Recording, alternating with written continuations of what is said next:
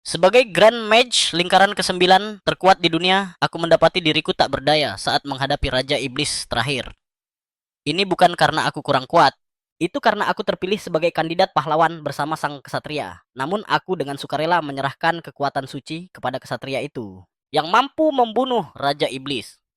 Dulu kupikir kesatria yang lurus hati itu akan lebih baik dalam memimpin kita menuju kemenangan. Tapi sekarang aku sadar aku salah. Selama perjalanan kami bersama aku menemukan kalau kesatria ini otaknya agak miring. Dia hanya akan bertindak berdasarkan rasa keadilannya dengan keras kepala menempuh jalannya sendiri saat menghadapi para penjahat yang sebenarnya bisa dihabisi dalam satu serangan. Si pahlawan kesiangan ini sengaja membiarkan mereka kabur. Dia menolak mentah-mentah semua rencanaku. Mengatakan dia tidak mau menggunakan siasat dan tipu muslihat untuk menang. Sebaliknya dia bersikeras untuk menghadapi para iblis dalam pertarungan yang terhormat. Karena keputusannya yang brilian itu kami kehilangan rekan yang tak terhitung jumlahnya. Bahkan sebelum kami berhadapan dengan Raja Iblis. Dia kena batunya sendiri. Menghadapi Raja Iblis dan pasukan monsternya yang luar biasa, banyak rekan-rekanku hanya bisa menaruh harapan mereka padaku. Satu persatu mereka maju mengorbankan nyawa mereka untuk mengulur waktu bagiku. Akhirnya setelah rekan terakhir mengorbankan dirinya untukku, aku menyelesaikan sihir agung lingkaran ke-9. Tapi sayangnya, bahkan serangan terkuatku tidak bisa membunuh Raja Iblis. Meskipun aku sudah menduga hasil ini, jika aku harus mati seperti ini, bagaimana aku bisa menghadapi rekan-rekanku yang telah mendahuluiku? Aku tidak punya pilihan selain mengandalkan kekuatan jahat yang ditakuti oleh semua penyihir. Mengorbankan seluruh kehidupan di dunia untuk merapal kekuatan pemakan jiwa yang mampu menentang kehendak langit.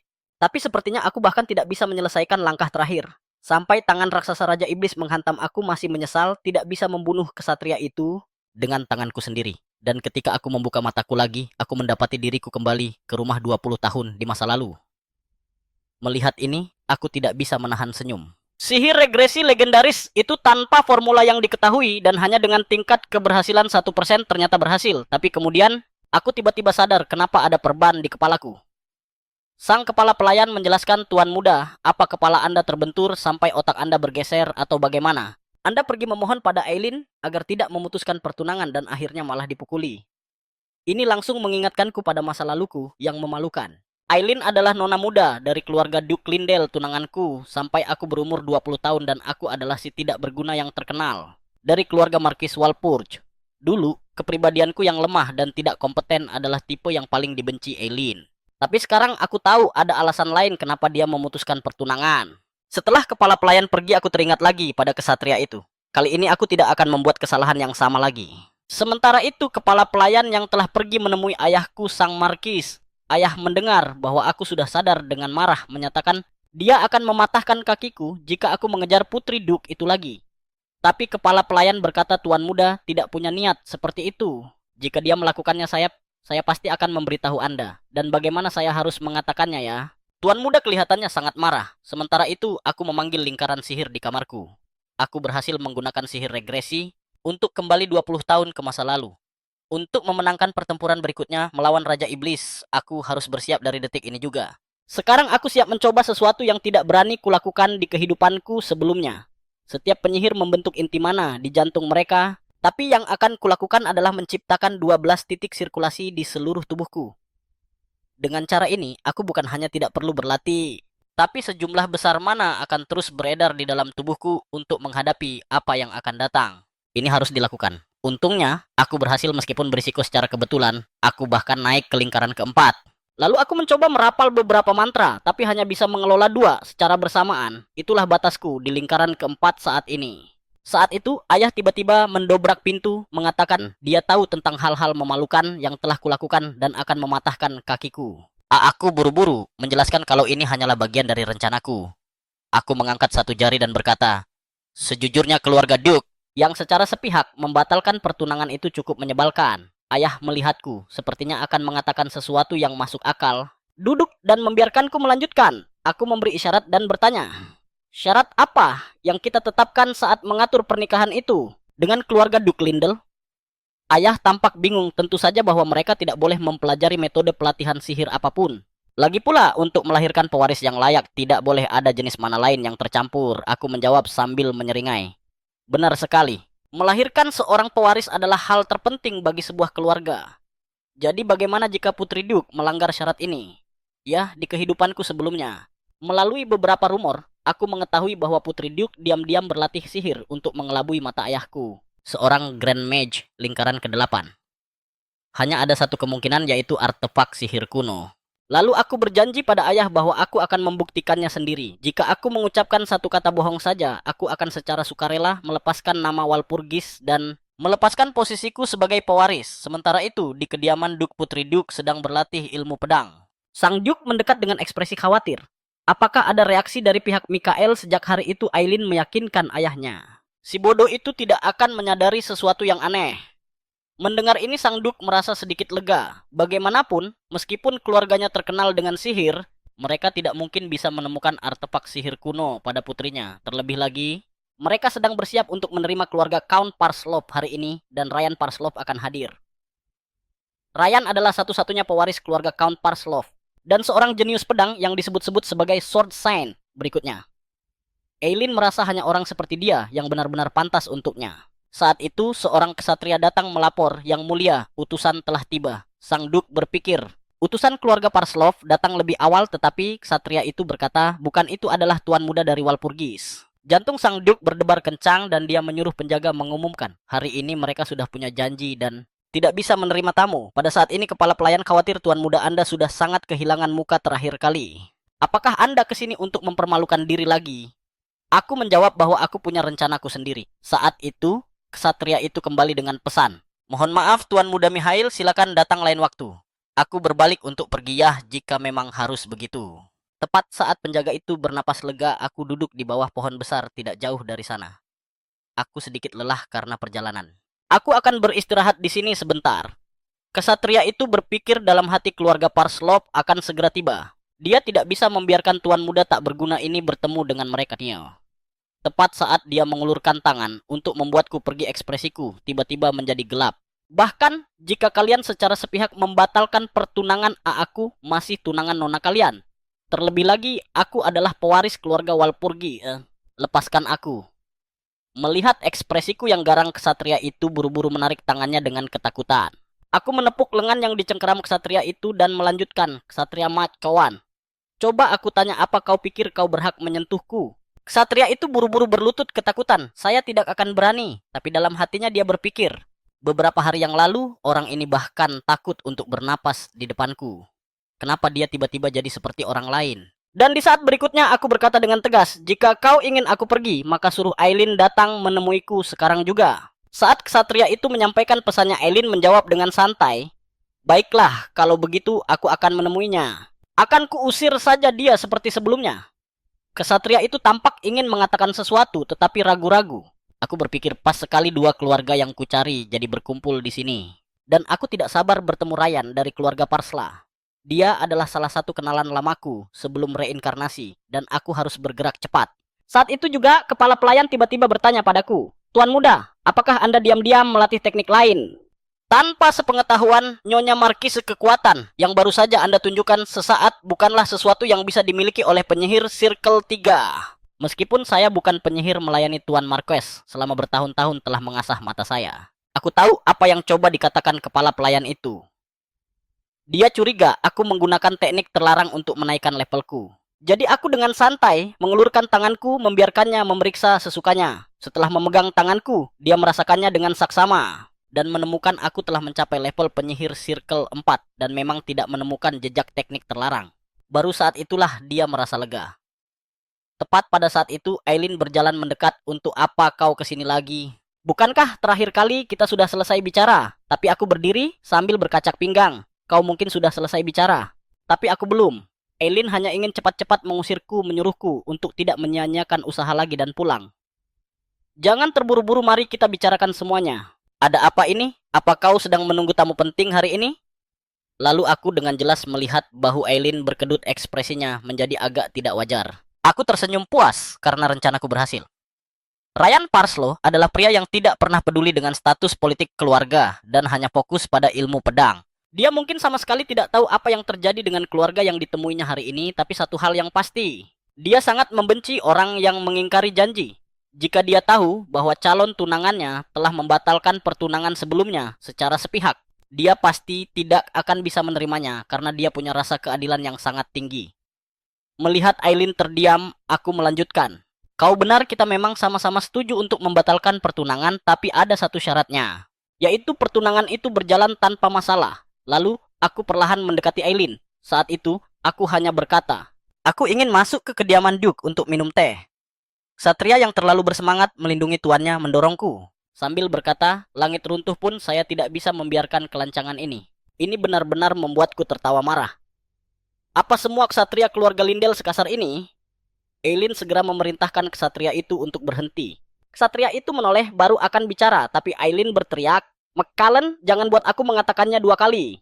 Untuk mendapatkan maafku, Aileen menawarkan untuk mengundangku minum teh di kediaman Duke. Satria itu mengingatkannya tentang keluarga Parslow. Itu bisa kita urus nanti. Dan begitulah aku berhasil masuk ke kediaman Duke. Aku tidak bisa menahan diri untuk berkomentar bahwa tempat ini tidak berubah, kepala pelayan pun bingung. Tuan muda, bukankah ini pertama kalinya Anda kemari? Cara Anda menghela napas barusan seperti orang tua yang telah melihat banyak hal. Ini membuatku sedikit marah, aku belum setua itu dan kepala pelayan kembali mengkhawatirkan keselamatanku. Markis tidak ada di sini, apa yang akan Anda lakukan sendirian? Aku menoleh sambil tersenyum. Apa yang kau katakan, bukankah kau ada di sisiku? Kau lebih bisa diandalkan daripada siapapun. Tak lama kemudian aku berduaan dengan Aileen di sebuah ruangan. Kata-kata pertamaku adalah kau berbohong. Kau melanggar perjanjian untuk tidak berlatih sihir selama masa pertunangan, tapi Aileen yakin aku hanya sedang bersandiwara. Dia bilang jika aku ragu, aku boleh memeriksanya sendiri. Ini sangat cocok untukku.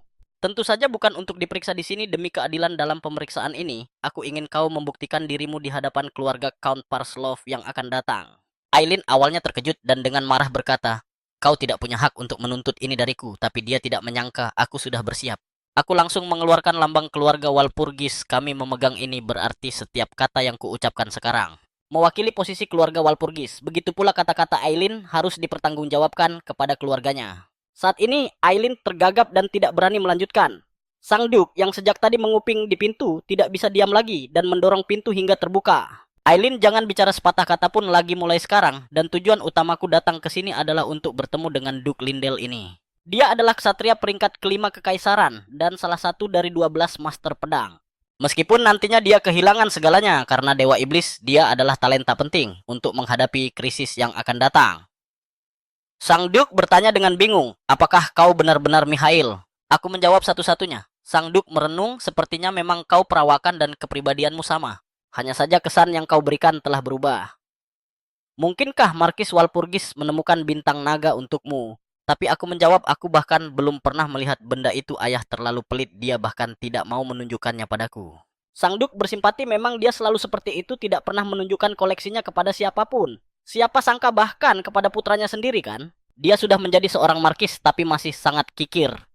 Mendengar kata-kataku, Sang Duke tidak bisa menahan tawa. Tidak kusangka kau begitu cocok dengan seleraku. Nah, aku merasa suasananya sudah cukup hangat untuk masuk ke inti permasalahan. Jadi bagaimana pendapat yang mulia tentang masalah ini? Tanpa diduga Duke ini ternyata cukup licik. Dengan nada mengejek menyatakan kami hanya mengusulkan pembatalan pertunangan karena karaktermu tidak sesuai standar dan bersikeras bahwa Aileen tidak berlatih sihir, mengatakan dia adalah salah satu dari 5 kasatria terbaik kekaisaran. Bagaimana mungkin dia tidak tahu jika putrinya berlatih sihir? Tentu saja tidak mungkin dia tidak tahu. Aileen mungkin secara kebetulan memahami metode latihan sihir dan setelah mengetahui hal ini, Sang Duke sedang menimbang-nimbang. Menimbang antara calon menantunya yang tidak berguna dan bakat pedang putrinya mana yang lebih berharga. Dan sejak tadi dia telah memancarkan aura yang menekan kebanyakan orang tidak akan bisa berpikir jernih di bawah tekanan sekuat itu. Tapi intimidasi ini tidak akan mempan padaku. Menghadapi rubah tua ini, aku memutuskan untuk membuka semua kartuku. Belum lama ini, saat aku menemui Aileen, dia membuat sebuah kesalahan kecil saat aku mengganggunya. Meskipun hanya sesaat aku melihat sesuatu di lehernya. Benda yang dia kenakan di lehernya kurasa yang mulia, tahu betul. Meskipun si rubah tua itu kalang kabut mendengarnya, dia masih mencoba menyangkalnya. Kau mungkin salah lihat. Aku berdiri untuk pergi tanpa berkata apa-apa lagi. Oh iya, aku dengar Ryan Parslow sedang dalam perjalanan ke sini. Aku mungkin akan bertemu dengannya saat perjalanan pulang.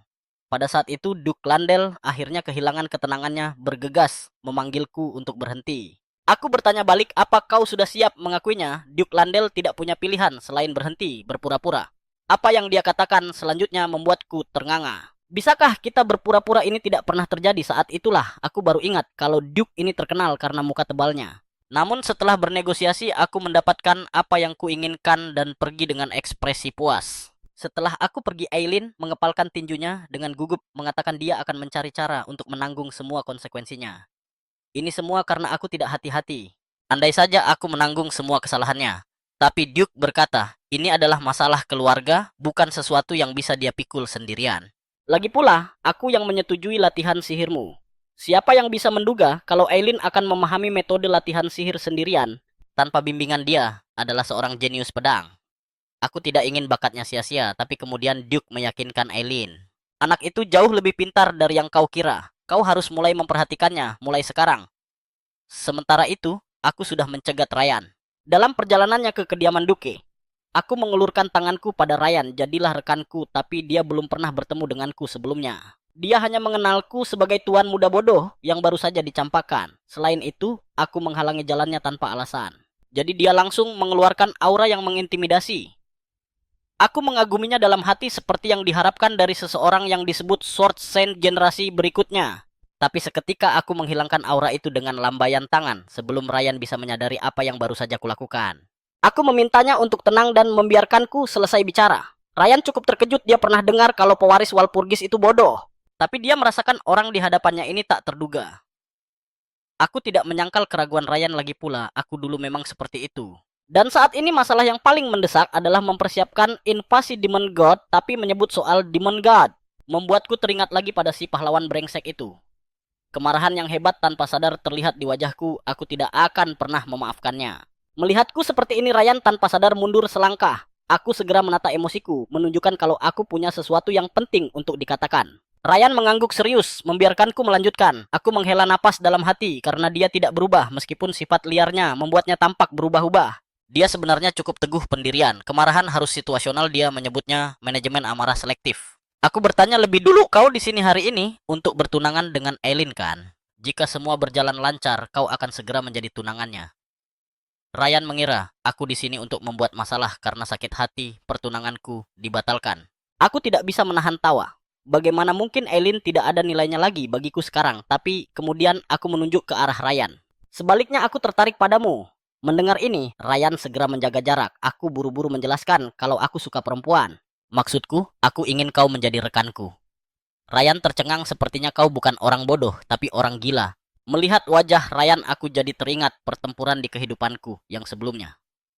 Ryan telah menghancurkan Legiun ketiga Demon God dengan sekuat tenaga dan secara pribadi membunuh komandan Legiun Sigila Hajom. Tapi ini juga membuatnya menderita luka fatal yang tidak bisa disembuhkan. Di saat-saat terakhirnya dia memanggilku ke sisinya dan menanyakan satu pertanyaan padaku, Mikhail. Apa kau benar-benar tidak bisa menjadi pahlawan saat itu? Dan kali ini aku ingin mengajak Ryan untuk bertarung bersamaku lagi. Siapa sangka Ryan yang sekarang tidak akan percaya semua ini? Bukankah teokrasi suci itu selalu membuat masalah dengan ramalan-ramalan tak berarti? Pahlawan dan Dewa Iblis tidak ada, kita berada di masa damai. Ya, sebelum Dewa Iblis menjadi ancaman, memang ada sebuah ramalan.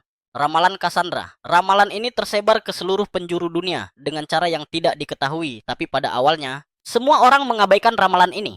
Aku tahu aku tidak bisa meyakinkan Ryan untuk menerima semua ini pada pertemuan pertama kami. Aku bilang percaya atau tidak itu tidak penting.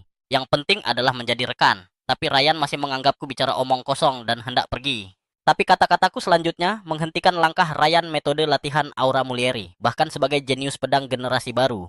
Kau tidak bisa berkembang dengan lancar di semua hal.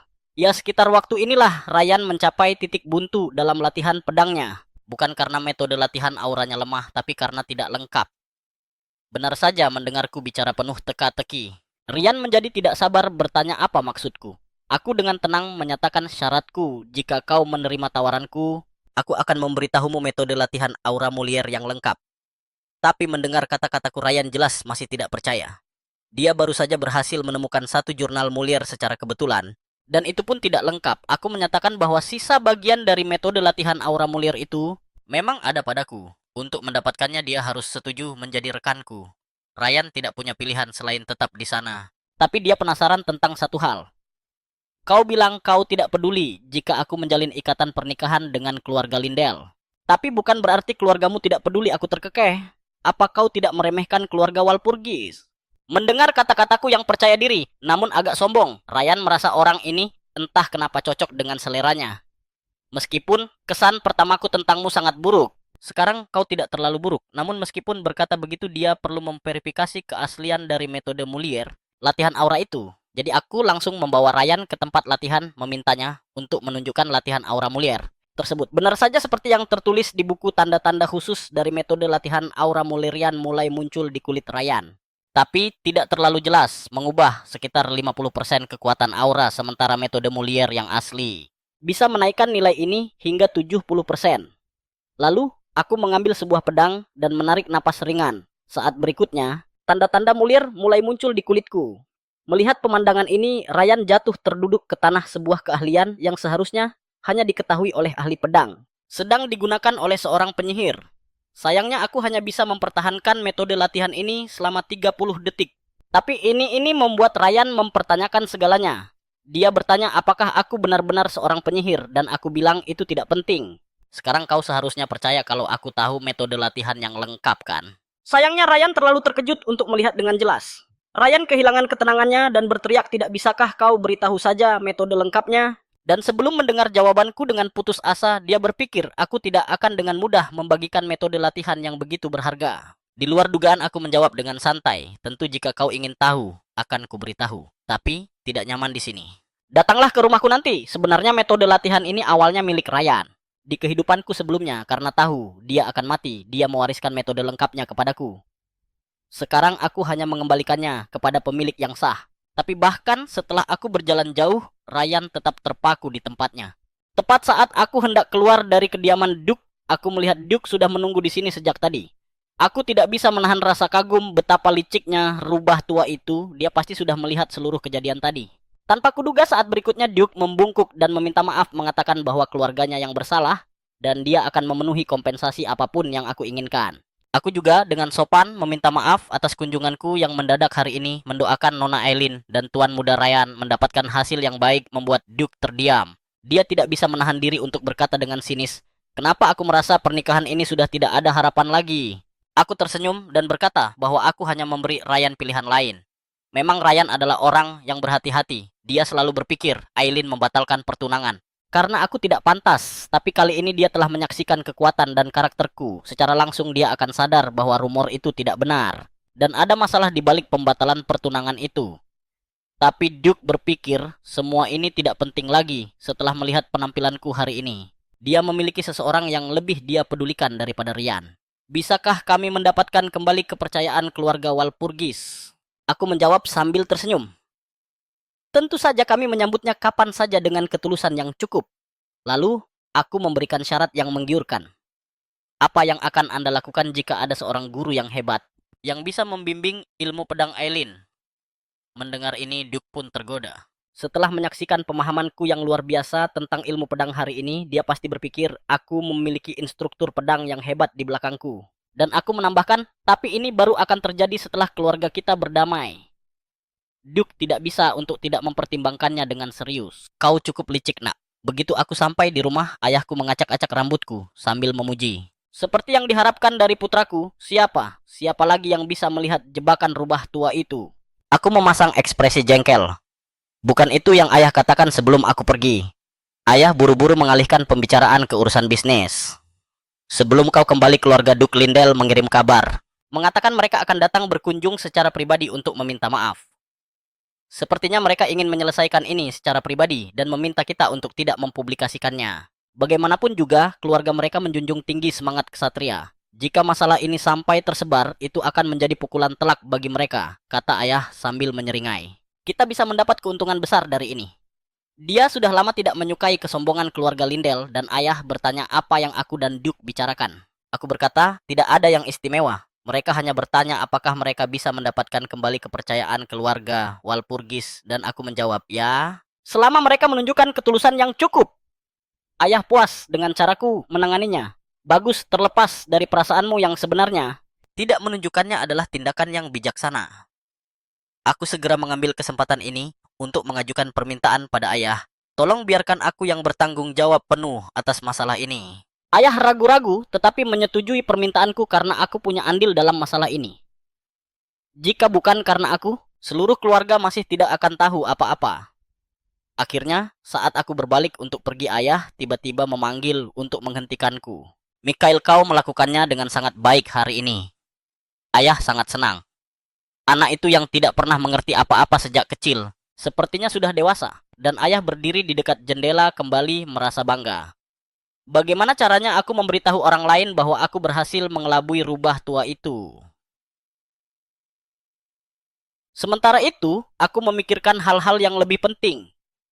Di kehidupanku yang sebelumnya, meskipun Walpurgis adalah keluarga penyihir terkuat di Kekaisaran, reputasi mereka hancur dalam semalam. Bagi keluarga yang begitu stabil dan kuat untuk jatuh, hanya ada satu alasan: perselisihan internal.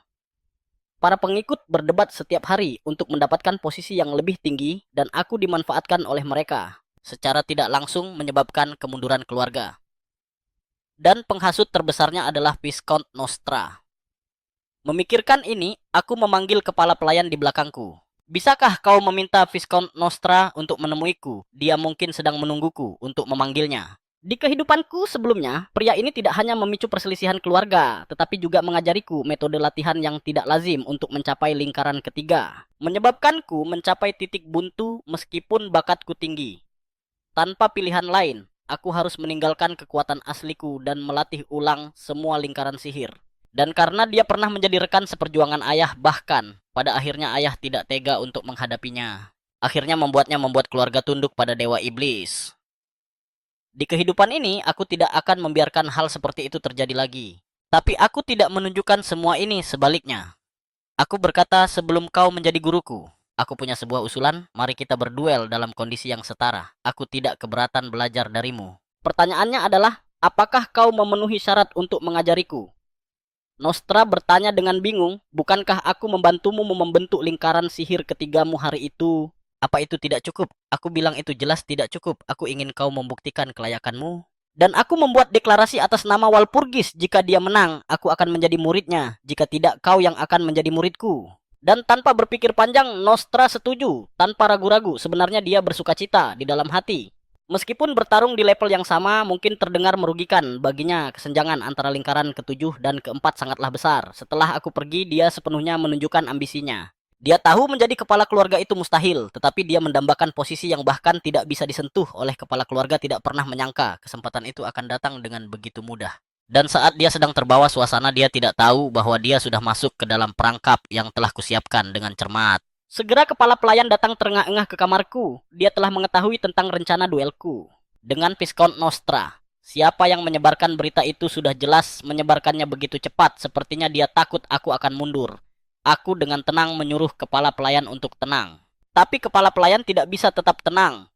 Aku dengar, jika kau kalah, kau akan menjadi muridnya, itu hanya akan menambah kekuasaannya. Aku tidak menyangkalnya, tapi kenapa engkau begitu yakin aku akan kalah? Aku tidak akan pernah lupa bagaimana Nostra tunduk pada pengikut Dewa Iblis di kehidupanku yang lalu. Dan aku harus melakukan ini untuk memancingnya. Lalu, aku bertanya dengan serius kepada kepala pelayan, apa? Kau tahu kenapa Nostra bisa tetap berada di keluarga ini? Meskipun dia sombong, kepala pelayan berpikir karena dia dan Markis telah berteman sejak kecil. Ya, ayah sangat menghargai hubungan, jadi dia tidak akan bertindak melawan Viscount Nostra lebih dulu. Jadi aku harus menjadi penjahatnya, menggunakan taruhan ini untuk mengendalikannya. Taruhan di antara para penyihir membawa kekuatan kata-kata, sehingga mereka terikat oleh sihir. Dengan kata lain, jika seseorang memenangkan taruhan, pemenangnya memiliki otoritas mutlak tetapi mendengar kata-kataku. Kepala pelayan diam-diam mengeluarkan surat pengunduran diri. Jika aku terus mendengarkan, aku bisa sakit perut karena marah. Jadi aku berencana untuk mengundurkan diri. Aku melambaikan tanganku dan membakar surat pengunduran diri di tangan kepala pelayan, memintanya untuk mempercayaiku. Lingkaran ketujuhnya dulu didapatkan melalui metode yang tidak lazim, jadi kekuatannya tidak stabil. Artinya dia bisa meniru aura penyihir lingkaran ketujuh, tetapi tidak bisa menang melawan penyihir level setara dalam pertarungan sungguhan. Tak disangka mendengar ini, kepala pelayan mulai mencari-cari di sakunya lagi. Aku bilang bahkan jika dia mengeluarkan 100 surat, aku tidak akan menerima pengunduran dirinya. Setelah itu, aku pergi menemui ayah lagi berharap dia bisa menjadi saksi untuk pertandingan ini. Seperti yang kuduga, ayah juga marah dan berkata, dia akan mematahkan salah satu kakiku. Aku memberitahu ayah dengan jujur, aku tidak berencana untuk kalah. Bukankah taruhan itu untuk menang? Aku ingin memenangkan duel ini dan menjadikan Nostrat muridku. Aku berharap bisa menggunakan kata-kata ini untuk meluluhkan hati ayah Tapi tak disangka, ayah malah mengeluarkan tongkat, bertekad untuk mematahkan kaki putranya yang membangkang ini. Aku harus terus mencoba meyakinkan ayah Count Nostra adalah bawahan keluarga kita kan. Lalu sebagai pewaris keluarga, apakah salah jika aku mendisiplinkan bawahan keluarga tongkat di tangan ayah sudah mengeluarkan suara? Apa kau sudah memikirkan apa yang akan terjadi jika kau kalah atau apa yang akan kulakukan padamu? Akhirnya aku harus berjanji pada ayah. Demi kedamaian keluarga, jika aku kalah, aku akan menyerahkan satu kakiku. Tak lama kemudian, aku tiba lebih awal di ruang latihan sihir dan pertama-tama menguji beberapa sihir. Saat aku mengulurkan tanganku dengan lembut, sebuah misil sihir melesat. Misil sihir itu mengikuti tanganku, berubah arah sesuka hati, meskipun ini hanyalah sihir lingkaran pertama. Itu karena kelemahannya adalah kurangnya presisi. Bagi orang sepertiku yang bisa dengan bebas mengubah arahnya, kekuatannya bisa menyaingi sihir lingkaran kelima. Lalu aku berbicara dengan lembut, meledak. Sesaat kemudian, misil sihir itu meledak tepat di atas kepalaku, tapi ini hanyalah sebuah tes. Apa yang perlu kulakukan jauh melampaui ini. Tak lama Viscount Nostra tiba. Marquess juga baru saja tiba saat Marquess mengambil kursi utama. Taruhan itu secara resmi berlaku. Marquess lalu mengangkat tangannya, rantai sihir melilit, menyegel kekuatan Nostra di lingkaran keempat. Nostra mengangkat tangannya lebih dulu dengan sihir pelambat, mencoba memperlambat kecepatanku. Dan mendapatkan inisiatif dalam pertarungan, sementara aku dengan santai merapalkan sihir kebingungan, menginterupsi sihir Nostra dan membuatnya mundur. Nostra menuntut untuk tahu bagaimana aku mempelajari skill ini, karena sihir kebingungan adalah salah satu sihir lingkaran keempat yang paling sulit. Aku memberitahunya bahwa dia tidak perlu tahu. Nostra segera menyerang lagi, merapal ganda Fireball dan Wind Cutter, lalu secara bersamaan menggunakan Earth Break. Membuat tanah di bawahku hancur. Menstabilkan posisiku, aku dengan mudah merapalkan perisai mana memblokir semua sihir itu. Biasanya Nostra benar. Di tingkat lingkaran keempat, aku seharusnya tidak bisa dengan mudah memblokir serangan-serangan ini, tapi tidak seperti ilmu pedang sihir adalah disiplin yang tidak adil. Tidak peduli seberapa keras seseorang mencoba kesenjangan dalam ilmu pedang, bergantung pada kemampuan fisik dan kekuatan spiritual. Tapi sihir hanya membutuhkan pikiran yang terampil dalam perhitungan. Sambil memikirkan ini, aku merapalkan misil sihir yang telah kuuji sebelumnya. Tapi tidak seperti saat tes kali ini adalah peluncuran ganda. Seketika misil sihir yang tak terhitung jumlahnya melesat ke arah Nostra. Sebagai penyihir lingkaran ketujuh, Nostra langsung melihat banyak teknik yang tercampur di dalamnya. Kontrol bebas, perapalan ganda, ledakan ganda, dan puluhan teknik lainnya yang digabungkan. Apakah ini sesuatu yang bisa dilakukan oleh penyihir lingkaran keempat? Nostra hanya bisa mati-matian merapalkan perisai untuk bertahan. Tapi di bawah ledakan keduaku, perisainya langsung hancur berkeping-keping. Viscount yang marah, menuntut untuk tahu metode apa yang kugunakan. Mengatakan ini bukanlah teknik yang bisa digunakan oleh seseorang di levelku. Dan aku pasti telah menggunakan ilmu hitam terlarang. Tinjuku dengan marah menghantam pilar di belakangku. Viscount, jaga bicaramu. Aku mempertaruhkan kehormatan keluarga Walpurgis dalam duel ini denganmu. Melihat ini, Nostra jatuh berlutut dengan gemetar. Aku salah bicara. Aku segera menggunakan teknik yang sama lagi.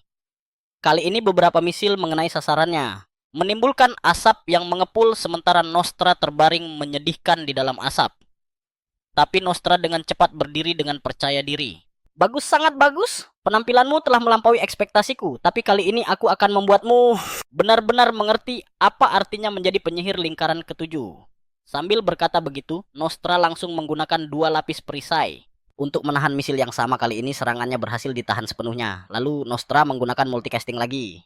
Tapi kali ini berbeda, dia merapalkan 3 sihir lingkaran keempat. Bahkan Sang Markis pun terkejut dan bertanya-tanya, seberapa banyak yang telah Nostra sembunyikan darinya, dan dia sudah bisa melihat hasil dari pertandingan ini.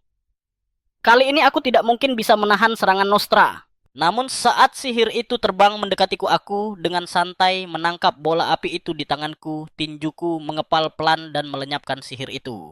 Akui saja, inilah perbedaan bakat antar penyihir. Dan di saat berikutnya, ratusan misil sihir muncul di sekitarku langsung melesat ke arah Sang Viscount. Aku ingat seseorang pernah berkata seni adalah sebuah ledakan. Melihat Viscount Nostra hendak menyerah, tinjuku melesat seperti palu goda membungkam mulutnya. Di kehidupanku yang sebelumnya, aku membuat daftar keinginan yang ingin kulakukan sebelum mati, dan salah satu keinginannya adalah mengeksekusi pengkhianat ini dengan tanganku sendiri. Melihat jika aku terus melanjutkan, Nostra mungkin akan benar-benar mati. Markis yang ketakutan buru-buru turun dari kursinya. untuk menghentikan pukulan terakhirku. Pada saat ini, aku tidak bisa lagi mengendalikan emosiku, berteriak bagaimana aku bisa berhenti. Aku belum mendengarnya menyerah, tapi Nostra sudah dipukuli sampai tidak bisa bicara. Aku hanya memohon pada ayah untuk membiarkanku melayangkan satu pukulan lagi, tapi ayah bilang, jika aku memukulnya lagi, dia mungkin harus memukulku. Akhirnya sang markis harus merapalkan teleport di bawah Nostra, memindahkan Nostra ke tempat yang aman. Melihatku sudah tenang, ayah memanggil namaku. Aku tidak tahu kekuatanmu telah tumbuh sampai ke tingkat ini tanpa kusadari. Teknik yang baru saja kau gunakan sekilas berasal dari seorang penyihir yang dikenal sebagai Twilight di masa lalu. Bukan. Aku bilang itu hanya kebetulan. Tapi ayah jelas tidak percaya. Aku tahu apa yang ingin ayah katakan dahulu kala ada seorang penyihir rasul, sosok tragis yang dikucilkan oleh penyihir lain dan menghilang dari dunia secara diam-diam. Aku harus memberitahu ayah dengan jujur. Tidakkah ayah pikir ayah telah meremehkanku sebelumnya? Ayah berpikir sejenak dan berkata memang bahkan bagi seorang rasul untuk membuatnya bekerja dengan sempurna, penggunanya akan membutuhkan bakat sihir yang luar biasa. Lalu ayah menatapku dengan saksama. Jadi apa sebenarnya yang ingin kau sampaikan padaku melalui duel ini? Aku tahu ayah telah melihat sesuatu dengan jelas. Bahkan jika kau ingin memilih seorang guru, tidak perlu melakukannya dengan cara seperti ini. Aku harus mengaku pada ayah bahwa aku tidak bertindak gegabah. Ayah kau tidak pernah berpikir untuk meninggalkan Viscount Nostra karena persahabatan kalian kan? Tapi ambisinya yang terus tumbuh harus dikendalikan oleh seseorang. Jadi mulai sekarang aku akan mengendalikan segalanya tentang Viscount. Pada saat ini Nostra duduk di kamarnya sambil menjadi gila. Dia telah dikalahkan oleh seorang bocah lingkaran keempat dan Markis Walpurgis telah menyaksikan seluruh duel itu. Dia pasti tidak bisa membatalkan hasil ini. Tepat saat Nostra kehabisan akal aku muncul di hadapannya. Apa yang perlu dirisaukan? Jika kemampuanmu lebih rendah, kau harus menghadapi konsekuensinya. Namun Nostra masih memiliki secercah harapan. Dia berpikir, mungkin tuan muda yang dulunya tidak berguna ini telah memilih untuk bertaruh dengannya. Karena dia menghargai kemampuannya dan menginginkan bantuannya dan menggunakan metode ini untuk membuktikan dirinya. Memikirkan hal ini Nostra bahkan duduk dengan tegap. Aku tahu apa yang kau inginkan, kau telah menunggu waktu yang tepat selama bertahun-tahun. Berharap suatu hari bisa menunjukkan kemampuan sejatimu, aku akan membantumu. Aku tersenyum mengejek, aku hanya ingin menghajarmu. Murid kau terlalu banyak bicara. Tak lama, aku membawa Nostra ke tempat yang kosong. Nostra hanya bisa dengan enggan memanggilku guru, karena perjanjian antar penyihir dijamin dan ditegakkan oleh lingkaran mana. Jika perjanjian itu dilanggar, lingkaran mana akan langsung hancur. Dia hanya bisa menahannya sekarang, sementara aku pikir ini masih terlalu ringan mengingat pengkhianatannya di kehidupanku sebelumnya. Bahkan menghancurkan masa depannya tidak akan memuaskan amarahku, tapi yang membuat frustrasi dia masih ada gunanya bagiku. Nah, kalau begitu aku pun bicara. Karena aku gurumu sekarang, aku harus mengajarimu sesuatu, tapi Nostra tidak berpikir aku bisa mengajarinya apapun karena kekuatanku lebih rendah darinya. Aku hanya menusuk jantungnya dengan ringan menggunakan jariku. Dia tiba-tiba berguling-guling di tanah kesakitan. Memang biasanya seseorang tidak bisa membentuk sebuah lingkaran tanpa mengalami transendensi, tapi untuk mengejar sang markis, dia menggunakan teknik rasul untuk melewati proses pencerahan. Meskipun dia mencapai kekuatan lingkaran ketujuh, dia membayar harga yang sangat mahal. Itu terlihat jelas dari pertarungan terakhir. Kau terus memegangi dadamu selama duel, bukan ini adalah gejala yang hanya terjadi ketika lingkaran mana sangat tidak stabil kan? Aku bisa pastikan bahwa dalam kondisimu saat ini, kau tidak akan bertahan lebih lama lagi. Nostra tampak linglung. Apa maksudmu? Aku tidak akan bisa menjadi penyihir lebih lama lagi. Aku membuat gerakan menggorok leher. Bukan kau hanya akan mati. Melihat Nostra goyah, aku memberitahunya hanya ada satu cara untuk bertahan hidup. Biarkan aku menyerap kekuatan yang dia peroleh dengan cara yang tidak benar. Dengan cara ini, lingkaran manamu yang runtuh bisa terbentuk kembali. Meski begitu, Nostra protes keras, dia telah bekerja sangat keras untuk mencapai lingkaran ketujuh. Aku bilang kau salah. Apa yang terkumpul di tubuhmu bukanlah lingkaran mana, tapi sesuatu yang bisa membunuhmu kapan saja. Ya di kehidupanku sebelumnya, orang ini secara bertahap dimakan oleh lingkaran mana yang dibentuk oleh teknik Rasul. Dan akhirnya tidak bisa menahan godaan Dewa Iblis. Kau hanya nyaris mencapai lingkaran ketujuh melalui teknik Rasul. Karena kau merasa rendah diri dari ayahku. Pencapaianmu itu hampa dan tidak berarti. Iwati, apa kau pikir ayah tidak tahu tentang ketidaksabaranmu? Mendengarku menyebut sang markis, ekspresi Nostra akhirnya menunjukkan sedikit emosi. Maksudmu, yang mulia, sang markis. Tahu semua ini benar, ayah tahu segalanya. Kau seharusnya mengerti maksudku. Sekarang kau tahu betapa konyolnya mencoba memanfaatkanku untuk mengendalikan keluarga ini. Pada titik ini Nostra akhirnya menunjukkan penyesalan. Alasan Sang Markis tidak pernah membongkarnya adalah karena dia benar-benar menganggapnya sebagai teman. Meskipun dia punya niat buruk pada keluarga ini. Akhirnya Nostra menerima usulanku. Setelah operasiku kekuatanku mencapai lingkaran kelima. Dan kekuatan Nostra berkurang menjadi lingkaran kelima, tapi masih belum ada waktu untuk bersantai menurut garis waktu ramalan. Kebangkitan Dewa Iblis seharusnya terjadi dalam 7 tahun. Dulu manusia mengabaikan ramalan itu dengan hasil yang tragis. Meskipun pasukan Dewa Iblis tidak datang dengan kekuatan penuh, tidak ada yang bisa menangani mereka. Sampai Dewa Iblis membunuh ksatria ketujuh kekaisaran Kelvin si dinding besi dengan satu pukulan. Baru saat itulah orang-orang menyadari gawatnya situasi, tapi sudah terlambat. Jadi setelah Dewa Iblis menduduki setengah kekaisaran, Kuil buru-buru memilih para pejuang untuk membentuk pasukan penaklukan Dewa Iblis. Ya, pasukan penaklukan. Aku berada di Argo. Nabi yang tidak dipercaya itu Cassandra 2 tahun lebih muda dariku. Katanya usianya seharusnya 18 tahun sekarang. Karena tidak ada yang percaya pada kata-katanya, lalu dia melarikan diri dari kuil sendirian. Pada saat ini kepala pelayan datang ke kamar mengatakan ada tamu. Tanpa menebak pun aku sudah tahu itu Ryan dan benar saja. Begitu melihatku dia langsung mendesakku untuk memberitahu metode pelatihannya. Aku mengisyaratkan bahwa sebelum itu aku ingin menambahkan satu syarat. Mendengar ini Ryan langsung menggebrak meja dan berdiri. Trik apa yang sedang kau mainkan? Bukankah sebelumnya kau bilang aku hanya perlu pergi bersamamu ke kuil untuk memeriksa ramalan itu? Aku mengisyaratkan bahwa aku hanya menambahkan satu syarat pada dasar kesepakatan itu dan tidak akan membuatnya dirugikan. Yaitu apakah wilayahmu telah menemukan sebuah dungeon? Aku sangat tertarik dengan dungeon itu. Ya, di kehidupanku sebelumnya keluarga Count Parslov mengirimkan 5 tim investigasi, tetapi hampir tidak ada yang selamat. Keluarga Parslov sangat bersikeras pada aliansi pernikahan dengan keluarga Lindell karena pengiriman beberapa tim investigasi telah menyebabkan kesulitan keuangan. Melihat aku berbicara dengan alasan dan bukti, Ryan tahu dia tidak bisa menyembunyikannya lagi.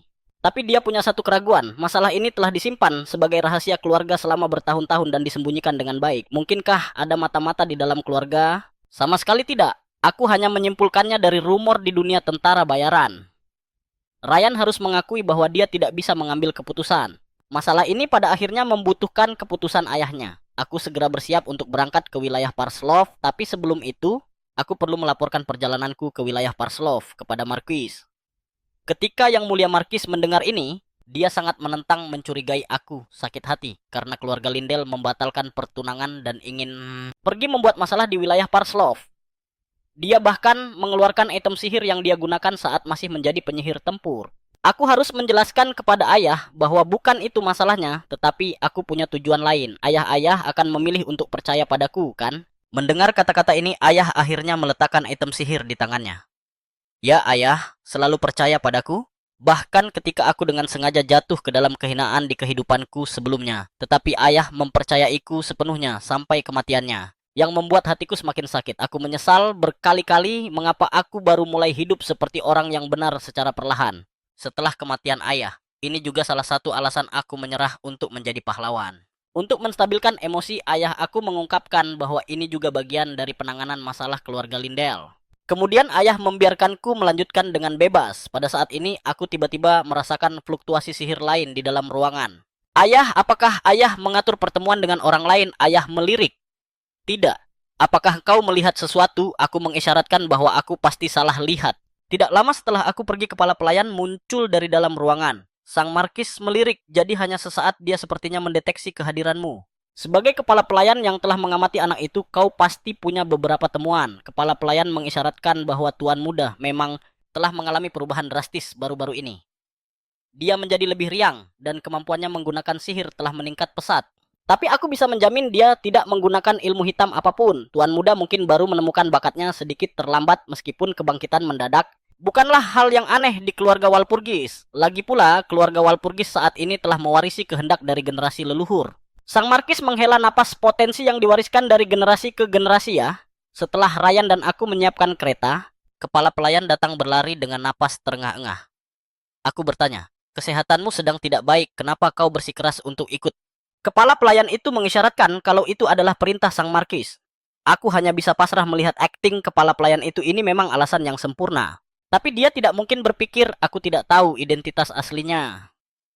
Tak lama kemudian kereta kami memasuki wilayah Parslow. Ryan melihatku menatap keluar dengan ekspresi serius, lalu bertanya, "Kenapa wajahmu tegang begitu? Apa wilayah kami terlihat terbelakang?"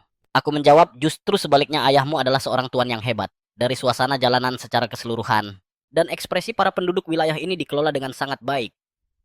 Terus terang saja kemegahan yang dangkal tidak ada artinya. Yang terpenting adalah apakah para penduduk puas dengan kehidupan mereka. Ayahmu adalah seorang tuan yang sangat cakap. Kau bisa bangga padanya." Ryan tersenyum puas mendengar kata-kata ini. Aku tidak pernah menyangka akan mendengar kata-kata seperti itu, dari seseorang dari keluarga Walpurgis. Kau benar, kehebatan wilayah kami adalah pencapaian ayah sepenuhnya, dan aku sangat menghormatinya. Aku Aku tidak terkejut dengan jawaban Ryan karena di kehidupanku yang sebelumnya, Ryan selalu bangga terlahir di keluarga Parslow, bahkan saat dia menjadi satu-satunya yang tersisa di keluarga itu. Tak lama kemudian, Ryan melapor pada ayahnya. Mikhail Walpurgis telah tiba. Mendengar hal itu, sang Count langsung panik menelan pil. "Aku sudah tenang, lanjutkan." Ryan melanjutkan. "Mikhail Walpurgis ada di ruang tamu di lantai bawah."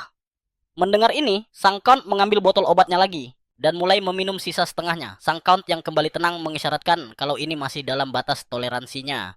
Ada hal lain. Ryan berpikir sejenak. Tidak ada kecuali masalah kecil bahwa dia menemukan kita punya dungeon di wilayah kita. Mendengar ini, wajah sang Count langsung menjadi gelap dan dia mulai mencari-cari di dadanya. "Sudahlah, aku sudah cukup lama menjadi kepala keluarga. Tulang tua ini sudah seharusnya pensiun." Reaksinya sebenarnya tidak berlebihan karena keluarga Walpurgis. Status keluarganya jauh lebih tinggi dari mereka. Jika mereka menemukan dungeon di wilayah mereka, dungeon itu pasti akan diambil alih. Ryan berkata, dia tidak ingin mengambil alih dungeon itu. Dia bahkan bilang ingin membantu kita dan dia akan memberitahuku metode latihan aura mulier yang lengkap. Mendengar ini, sang Count buru-buru berdiri. "Apa kau yakin?" Ryan menjawab, "Ya." Meskipun dia hanya menunjukkannya sekilas, itu benar-benar mengesankan dan aku sudah membuat fakta dengannya. Ayah seharusnya tahu seberapa kuat fakta seorang penyihir. Mendengar ini, sang Count mulai berpikir serius. Dia benar-benar menawarkan metode mulier yang berharga sebagai syarat apa yang ada di dalam dungeon itu. Memikirkan hal ini, sang Count langsung berdiri. Aku harus bicara dengan Mikhail Walpurgis secara pribadi. Seperti yang kuduga, aku berhasil membuat sang Count setuju. Karena syaratku adalah membersihkan dungeon itu sendirian dalam waktu 1 hari. Dungeon yang disembunyikan keluarga Parslow selama bertahun-tahun sebenarnya adalah tempat yang pernah kudatangi sebelumnya, dan di kehidupanku yang lalu, pasukan kami telah mendapatkan artefak ilahi terakhir, Badai Set. Artefak ilahi ini bisa sangat membantu dalam melawan dewa iblis, namun disia-siakan begitu saja oleh sang prajurit. Jadi di kehidupan ini, aku harus menjadi tuannya dan melepaskan kekuatan sejatinya. Tepat pada saat itu, Ryan dengan gegabah mencoba menerobos masuk ke dalam dungeon. Aku dengan cepat merapalkan mantra penghenti pada Ryan. Perangkap sudah dipasang mulai dari pintu masuk dungeon. Menerobos masuk seperti itu akan langsung membuatmu didiskualifikasi. Lalu, aku mengangkat tanganku dan merapalkan bola api. Saat bola api itu menembus pintu sebuah penghalang tak kasat mata hancur. Dengan begitu kami berhasil masuk ke dalam dungeon. Ryan dengan penasaran memeriksa sekeliling, bingung karena dungeon ini terlihat baru. Aku menjelaskan bahwa waktu di sini membeku, menjaga kondisinya seolah-olah baru saja dibangun, sambil berpikir dalam hati jika dia tahu, dia akan lebih terkejut lagi bahwa dungeon sebesar ini dibangun sekaligus. Saat itu juga, aku mengulurkan tangan untuk menghalangi jalan mereka. Ada pasukan goblin di depan. Ryan menyarankan untuk kembali dan mengumpulkan prajurit, tapi aku menghentikannya. Ryan ingat, ini baru pos pemeriksaan pertama, dan tempat ini dari awal memang dibuat untuk penaklukan Solo. Setelah berbicara, aku mulai mengerik bubuk dari dinding dengan belati. Ryan bertanya-tanya apa yang sedang kulakukan. Aku menunjukkan bubuk di tanganku. Ini adalah sesuatu yang membuat para goblin menjadi gila, dan bubuk permata ini juga memiliki efek substitusi. Lalu, aku menggunakan sihir untuk membentuk bubuk itu menjadi bola-bola kecil dan melemparkannya dengan kuat ke arah para goblin. Setelah kilatan cahaya putih yang cemerlang, para goblin mulai saling membunuh. Benar, untuk menaklukkan dungeon ini, kau tidak hanya butuh kekuatan tapi juga pemikiran. Selama kau memahami spesies goblin dan punya wawasan tentang sihir, kau bisa dengan mudah melewati level pertama. Lalu aku melihat mayat goblin yang bersinar. Aku menariknya keluar dan melihatnya. Ternyata itu adalah kantong dimensi dan bahkan tingkat tertinggi. Yang membuatku bingung adalah aku belum pernah melihat benda ini di kehidupanku sebelumnya. Tapi setelah dipikir-pikir, aku tahu pasti benda itu disimpan oleh prajurit itu untuk dirinya sendiri. Aku sangat marah. Sebaiknya dia berharap jalan kita tidak pernah bertemu. Ryan menatap kantong dimensi itu dengan terkejut, berkata, mendapatkan sesuatu setingkat ini di awal. Mungkinkah item sihir legendaris akan muncul nanti? Aku menjawab ini hanya keberuntungan, mungkin tidak akan terjadi lagi. Lalu, aku meminta kantong itu dari Ryan. Benar saja, seperti dugaanku, ada tulisan kuno di bagian dalam kantong itu. Setiap item di dungeon ini muncul karena suatu alasan, mewakili sebuah teka-teki. Tapi apa artinya ini? Persembahkan keserakahan terbesar, perancangnya tidak akan membiarkan penjelajah menyelesaikannya menggunakan item dari luar. Jadi jawabannya pasti ada di dalam dungeon ini, dan aku mendapat pencerahan. Keserakahan terbesar Ketua Goblin pasti mengacu pada batu sihir paling berharga di sini mungkin. Hanya perlu mengekstrak batu sihir Ketua Goblin dan memasukkannya ke dalam kantong. Ryan menyarankan agar dia yang melakukannya, karena mengekstrak batu sihir adalah pekerjaan yang rumit. Tapi aku terlihat tidak yakin, jadi Ryan menyarankan kami untuk bersaing. Ada dua ketua goblin di sini, artinya ada dua batu sihir yang bisa diekstrak. Siapapun yang mengekstrak batu berkualitas lebih tinggi akan mendapatkan kantong itu. Ini sangat cocok untukku. Ryan dengan cepat mulai bekerja. Dalam waktu singkat, dia berhasil mengekstrak batu sihir berkualitas sangat baik, tapi saat dia melihatku, dia tercengang. Batu sihir di tanganku ternyata bersinar. Fenomena ini hanya terjadi ketika sebuah batu sihir tidak bercela dan sisa kekuatan sihirnya terjaga dengan sempurna. Ryan dengan rela mengakui kekalahannya. Aku melemparkan batu sihir di tanganku ke dalam kantong. Sesaat kemudian kantong itu memancarkan pilar cahaya. Sebuah kunci muncul dan membentuk gerbang energi di depan mata kami. Aku merenung bahwa karena prajurit bodoh itu kami tidak pernah melihat tempat ini di kehidupanku sebelumnya. Sepertinya kita menemukan jalan pintas. Lalu, aku memimpin berjalan melewati pintu itu. Ryan berbisik kepada kepala pelayan. Ada apa dengan Mikhail? Dia sama sekali tidak terlihat seusiaku. Kepala pelayan menjawab dengan pasrah. Tuan muda memang seperti yang dirumorkan. Ryan tidak menyangka kepala pelayan akan berbicara begitu terus terang. Kepala pelayan dengan tenang menyatakan, saya hanya memberitahumu ini karena tuan muda mengizinkan saya untuk mengatakannya. Ryan menjadi semakin penasaran tentangku. Kebanyakan orang akan menyembunyikan masa lalu mereka yang memalukan. Mungkinkah dia cukup percaya diri untuk menghadapi dirinya yang dulu? Lalu kepala pelayan menambahkan, Tuan muda berubah dalam semalam, bahkan saya terkejut dengan betapa cepatnya perubahan itu. Pada titik ini aku berhenti. Pintu batu besar lainnya muncul di hadapan kami. Sepertinya kami melewatkan pos pemeriksaan lain dan langsung datang ke tingkat keempat. Aku membaca tulisan kuno di pintu. Jangan mencoba untuk melihat menembus diriku, tetaplah aman. Aku merapalkan sihir, pelindung pikiran pada kepala pelayan dan Ryan. Saat aku melangkah melewati pintu, semuanya tiba-tiba menjadi gelap. Aku tidak menyangka akan kembali ke kehidupanku yang sebelumnya di pos pemeriksaan keempat dungeon. Ryan di depan mataku berjalan ke arahku, selangkah demi selangkah, dan sambil mencengkeram bahuku dia berkata dengan marah, hanya kamu yang kabur dari neraka ini, dasar kau bajingan pengecut. Aku menjawab dengan tenang, Ryan yang kukenal tidak akan pernah mengatakan hal seperti itu padaku. Lalu auraku tiba-tiba berubah. Jangan berani-beraninya kau mencemari nama baik temanku. Begitu kata-kataku selesai, ilusi itu perlahan menghilang. Lalu aku melihat kepala pelayan berlari lebih dulu, kemudian kami berdua mulai mencari Ryan. Tak lama, kami menemukan Ryan meringkuk di tanah, seluruh tubuhnya gemetar. Ilusinya adalah ekspektasi keluarganya meskipun dia merasa bangga akan hal itu. Semua tekanan tak terlihat ini perlahan-lahan menggerogoti jiwanya. Melihatku mendekat, mata Ryan yang tak bernyawa menatap, berpikir, Mikhail Walpurgis. Jika dia mati, bukankah dungeon spesial ini akan menjadi milik keluarga kita? Memikirkan ini, Ryan menarik pedangnya dan berjalan ke arahku. Berpikir bahwa selama ini menguntungkan keluarga itu adalah hal yang benar untuk dilakukan. Aku hanya mengangkat tanganku dan melepaskan beberapa rudal sihir. Mata Ryan segera menjadi jernih. Aku sudah sadar, Mikhail. Melihatku berjalan melewatinya dengan acuh tak acuh, Ryan masih merasa tidak tenang. Pria yang menakutkan. Saat kami perlahan-lahan masuk lebih dalam, kabut di sekitar semakin tebal. Kurasa seseorang telah mengatur ini secara khusus untuk menemuiku. Tak lama kemudian, aku melihat seorang wanita muda duduk di sebuah paviliun. Di ujung tersenyum padaku, berkata, aku sudah menunggumu sejak lama. Tepat saat gadis itu akan memperkenalkan dirinya, aku menyela, aku tahu siapa kamu. Set sang penjaga badai. Pecahan pertama dari Dewi Kunosar. Tidak perlu penjelasan sepele, aku sudah membuktikan diriku. Aku yakin aku memenuhi syarat untuk menerima hadiahmu. Sebelum Seth bisa berbicara lagi, aku melanjutkan dengan cepat. Jangan khawatir, aku akan memenuhi keinginanmu. Itulah tepatnya alasan aku ada di sini. Melihat bahwa aku tahu segalanya, dia langsung melanjutkan ke langkah terakhir. Tak lama mengikuti tindakan set lingkaran sihir di atas meja memancarkan cahaya yang cemerlang. Sebuah kalung misterius muncul di hadapanku. Set menjelaskan, ini adalah artefak dewa yang berisi kekuatanku. Selama kau memakainya itu akan menjadi tombak dan perisaimu. Benda ini belum punya nama, jadi mari kita gunakan saja namaku Set Storm. Melihat kalung di tanganku, aku merasakan sakit di hatiku. Jadi ini adalah Set Storm yang asli. Tapi yang kudapatkan di kehidupanku sebelumnya benar-benar berbeda. Apa yang dikorbankan oleh begitu banyak nyawa di kehidupanku sebelumnya ternyata adalah barang palsu. Set menyadari kebingunganku. Jika seseorang belum mencapai pos pemeriksaan ini, atau tidak menemukan petunjuk ilahi di tingkat ketiga, itu berarti sang penantang tidak pantas menerima artefak dewa. Karena jika jatuh ke tangan yang salah, benda itu akan menjadi tidak berguna. Saat aku mengenakan kalung itu, tubuhku tiba-tiba memancarkan cahaya yang cemerlang. Pada saat ini, aku menyadari tubuh Set perlahan-lahan memudar. Set mengisyaratkan sudah waktunya baginya untuk pergi.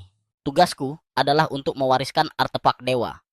Karena aku sudah menyelesaikannya, tentu saja aku harus pergi. Aku berpikir, mungkinkah sihir pembekuan waktu yang menyelimuti seluruh makam ini telah lenyap?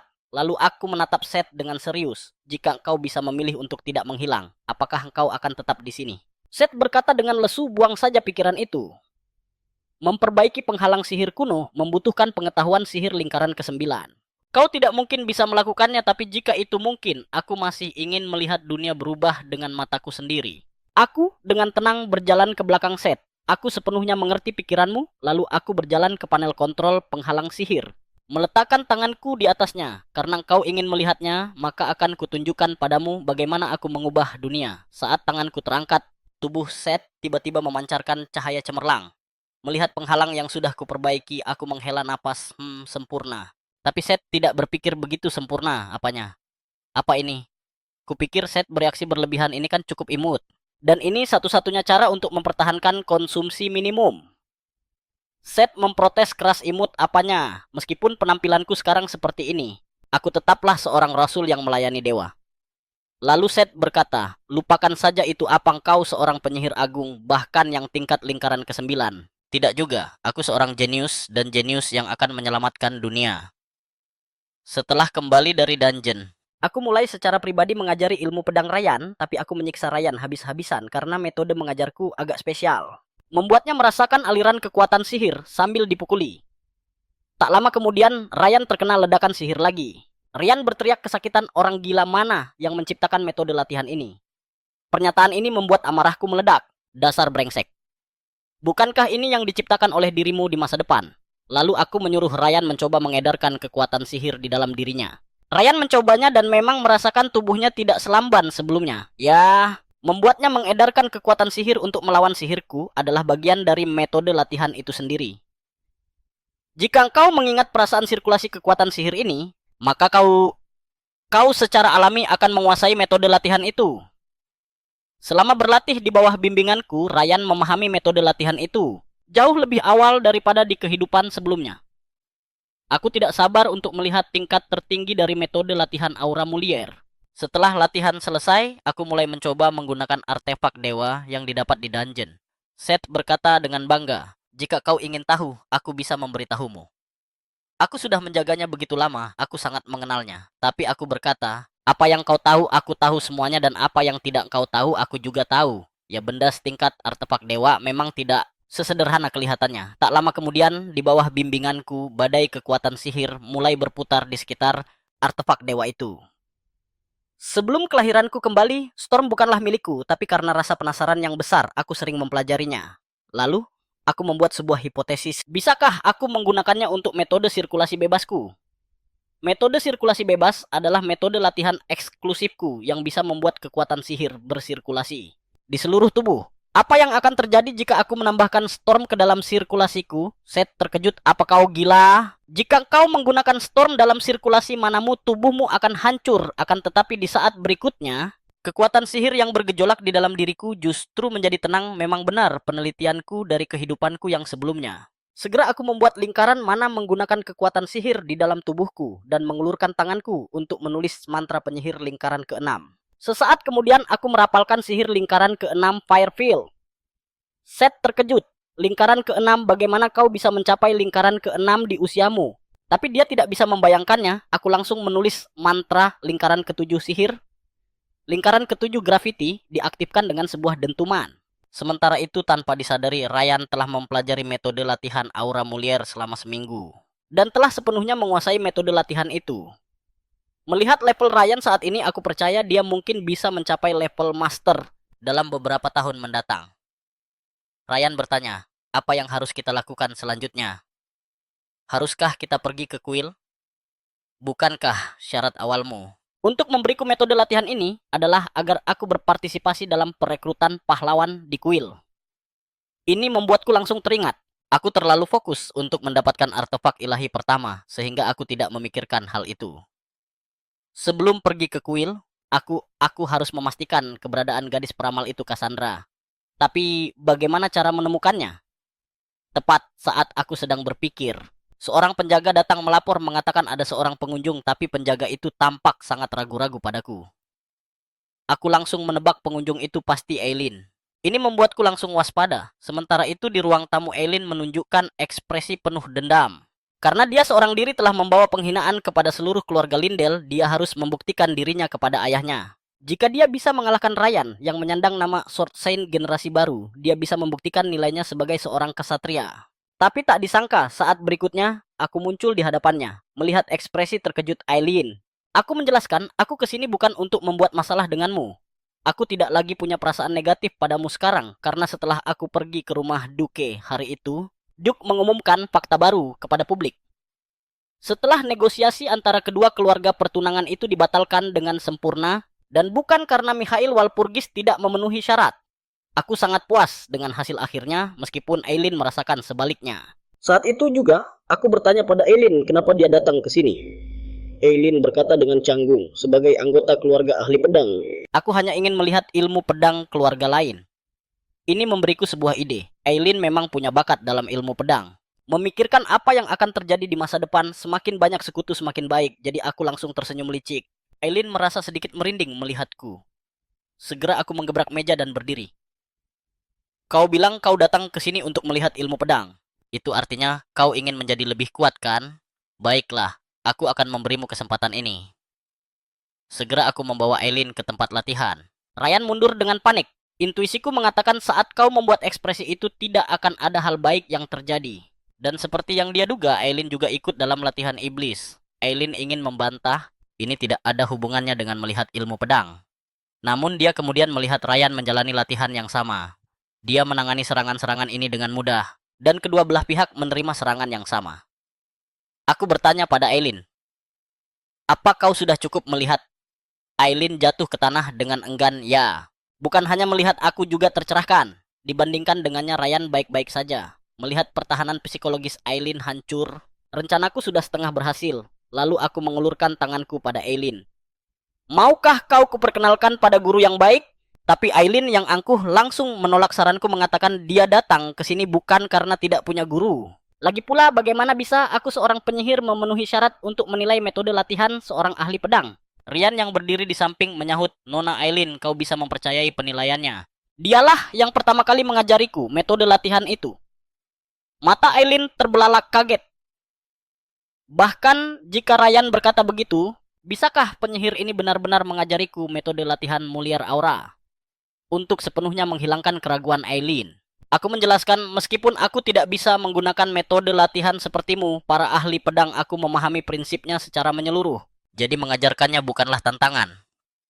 Eileen menoleh untuk melihat ekspresi Ryan yang polos namun penuh tekad.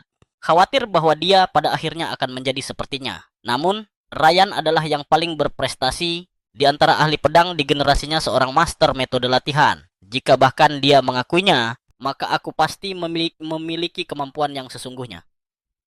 Dia meminta maaf atas ketergesaannya sebelumnya, diakhiri dengan membungkuk dalam ke arahku. Ini mengejutkanku.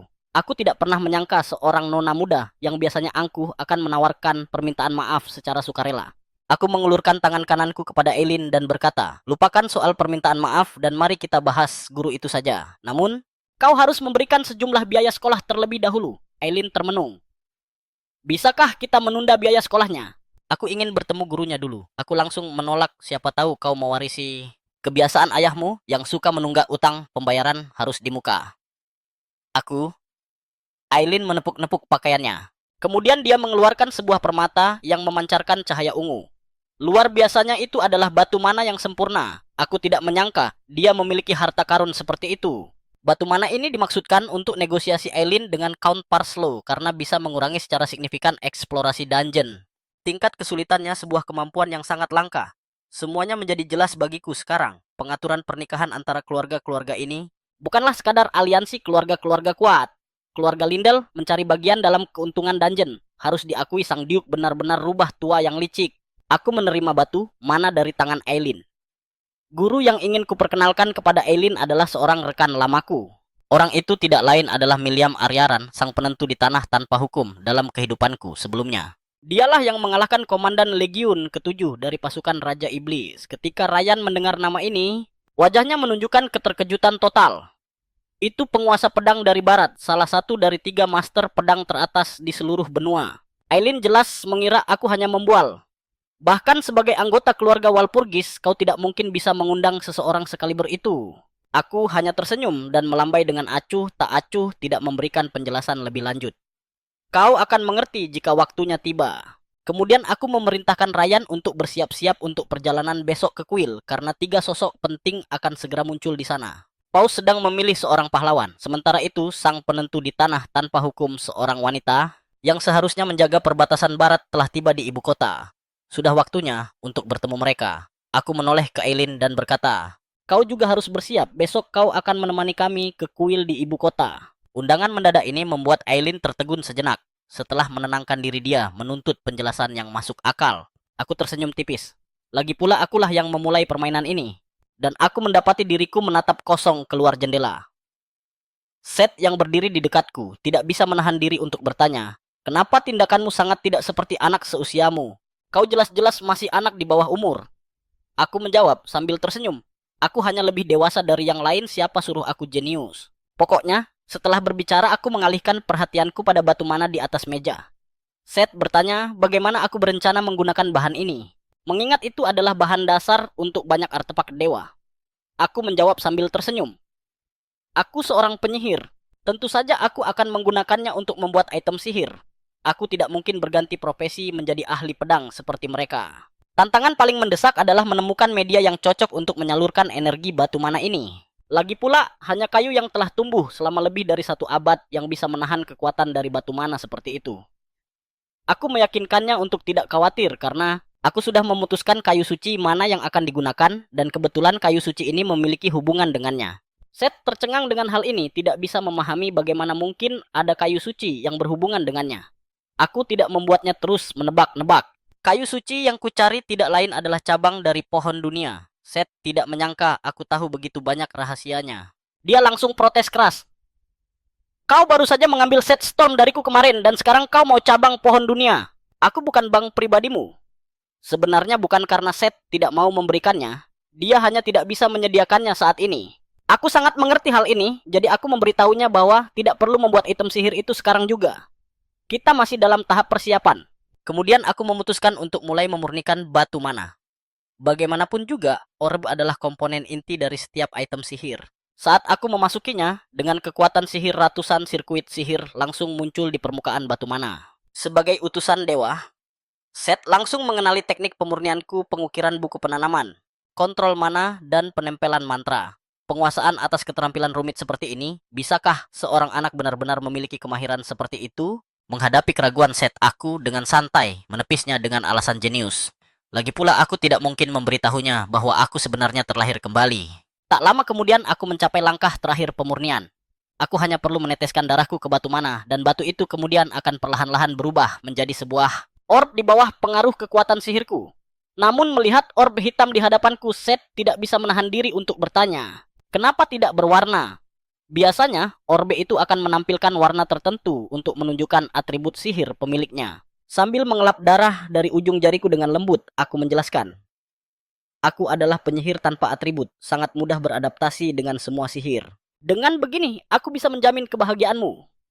Aku segera merapal sihir lingkaran kedua panah api yang langsung melesat. Sesaat kemudian, orb hitam di tanganku berubah menjadi merah cemerlang, seperti yang sudah kuduga bahwa orb itu akan berubah warna. Sesuai dengan sihir spesifik yang digunakan, aku memutuskan untuk menguji kekuatannya. Subjek uji cobanya adalah orang-orang Malang di Gunung Belakang. Keesokan paginya, Ryan datang mengeluh tentang seseorang yang kuat yang telah menghancurkan pemukiman demi Human. Di Gunung Belakang menjadi tanah hangus dalam semalam. Count Parsifal tidak bisa tidur semalaman karena tindakan balas dendam ini. Mendengar berita ini, aku tidak merasa terkejut karena itu memang perbuatanku. Namun ekspresiku membangkitkan kecurigaan Ryan. Dia tiba-tiba mencengkeram kerah bajuku sambil menuntut. Mikael, apa kau ada hubungannya dengan ini? Aku menyeringai dan menjawab dengan acuh tak acuh. Memang benar. Demi Human di wilayahmu menjadi subjek uji coba yang sangat bagus. Suasana seketika menjadi sunyi senyap. Pada saat ini, Aileen mendekat perlahan. Setelah mengetahui bahwa alasan mengunjungi ibu kota adalah karena sebuah ramalan, dia langsung menyatakan tindakan seperti itu bodoh. Zaman sekarang ramalan hampir tidak memiliki kredibilitas. Pembicaraan tentang dewa iblis yang turun hanyalah omong kosong. Aku mengerti skeptisisme Aileen. Bagaimanapun dunia saat ini damai tanpa pertanda buruk apapun. Hanya ada ramalan yang tidak jelas ini. Saat ini posisi pahlawan tidak terlalu penting, karena nilai sejati seorang pahlawan hanya akan terbukti dari kemampuannya untuk mengusir dewa iblis. Aku meyakinkan Aileen. Jangan khawatir, perjalanan ke ibu kota ini pasti akan berharga untukmu. Karena mentormu di masa depan, sang arbiter ketiadaan hukum, ada di sana sekarang. Kemudian aku berbalik untuk bertanya kepada kepala pelayan, apakah mereka telah menemukan keberadaan Cassandra. Kepala pelayan menjawab bahwa masih belum ada kabar, dan bahkan negeri suci pun tidak bisa melacak keberadaannya. Namun, sambil mengganti topik, dia menyebutkan bahwa sang peramal telah meninggalkan pesan sebelum menghilang. Aku akan menunggumu di sana. Ketika aku mengetahui bahwa lokasi terakhirnya yang diketahui berada di dekat negeri suci, aku segera menggunakan lingkaran sihir untuk memindahkan Ryan dan Aileen ke ibu kota. Ryan jelas kesulitan dengan perpindahan spasial jarak jauh. Menjadi mual segera setelah keluar dari lingkaran sihir. Setelah pulih dia mengeluh, mengapa kita tidak memilih bepergian dengan kereta kuda. Aku menunjuk ke kejauhan karena kereta kuda tidak punya kemampuan teleportasi. Pemandangan megah di depan mereka memikat Ryan. Meskipun merupakan putra sulung dari keluarga Count wilayah terpencil, mereka tidak kaya. Dia belum pernah melihat kota semewah ini. Sementara itu, Aileen dan aku yang berasal dari keluarga kaya sudah terbiasa dengan pemandangan seperti itu. Ibu kota ini biasa saja, bahkan tidak lebih makmur dari wilayah keluargaku. Dasar orang-orang kelas atas ini selalu saja pamer. Tepat saat aku bersiap menuju kuil pusat Seth, memberi isyarat agar aku melihat ke sebuah gang di dekatnya. Sebuah perampokan sedang terjadi di sana. Namun mengapa gadis kecil itu memberiku perasaan terancam yang tidak bisa dijelaskan? Mungkinkah dia... Dengan pemikiran ini, aku segera mengulurkan tanganku, berniat menggunakan sihir penghenti waktu untuk menyelamatkannya. Namun seorang ksatria bertindak lebih dulu, mengayunkan pedang mereka untuk membuat pria botak itu terbang beberapa puluh meter. Meskipun penyelamatan heroik mungkin terlihat keren, tindakan seperti itu sama saja dengan bunuh diri karena menghunus pedang dilarang di pusat ibu kota dengan pelanggar berisiko dipenggal. Aku mendesaknya untuk menyarungkan pedangnya, mengatakan aku bisa berpura-pura tidak melihat apa-apa. Pada saat ini gadis itu juga mendesak, tolong sarungkan pedang Anda Tuan Arling. Setelah itu gadis itu dengan sopan menyapaku. Namun kata-katanya selanjutnya membuatku bingung. Aku senang bertemu denganmu lagi, padahal ini jelas pertemuan pertama kami. Mengapa dia bilang lagi, mungkinkah dia telah melihat masa depanku? Saat aku merenungkan ini, Ryan mendesakku dari belakang untuk segera meninggalkan situasi yang merepotkan ini. Kerumunan penonton sudah berkumpul di sekitar. Memindai sekeliling aku sadar kami memang harus segera pergi. Menjadi buah bibir di hari pertama bukanlah hal yang bijaksana. Namun sebelum berangkat, ada satu masalah yang perlu aku selesaikan. Aku merapalkan mantra pengekang pada pria botak itu, lalu aku menggeledah seluruh tubuhnya. Tidak lama kemudian aku menemukan sebuah bungkusan padanya. Sepertinya gadis muda ini memang orang yang aku cari. Pria itu mencoba berdebat bahwa barang itu miliknya, namun ketika aku mengeluarkan sebuah liontin, dia langsung terdiam. Karena liontin ini melambangkan afiliasinya dengan negeri ilahi, sebuah hak istimewa yang hanya dimiliki oleh mereka yang berperingkat 4 atau lebih tinggi. Aku membungkuk dan berbisik di telinganya, pencuri yang baik, tolong sampaikan pesan kepada si tikus selokan itu, katakan padanya keluarga Walpurgis sedang mencarinya. Lalu aku mengembalikan paket itu kepada gadis muda itu. Dia berhenti sejenak, tetap diam, lalu dia mengangkat kepalanya dan bertanya, apakah aku perlu dia memperkenalkan dirinya lagi? Aileen dan Ryan benar-benar bingung, apa kita benar-benar membicarakan hal yang sama di sini? Pada saat ini, kepala pelayan menjelaskan dia adalah peramal yang selama ini kita cari, Cassandra. Sementara itu di selokan di tempat lain, pria botak itu menyampaikan pesanku kepada si tikus. Selokan keluarga Walpurgis mencarimu, dan itu adalah si tuan muda tak berguna itu. Tidak salah lagi, ini semakin menarik. Namun kau gagal kali ini, bagaimana kita akan menyelesaikan urusan ini? Kau seharusnya mengerti betapa pentingnya paket itu bagiku. Tepat saat pria botak itu mencoba menjelaskan, si tikus selokan tidak memberinya kesempatan dan langsung bertindak. Sampah tak berguna, tidak pantas dipelihara, lebih baik kuberikan kau sebagai makanan peliharaanku.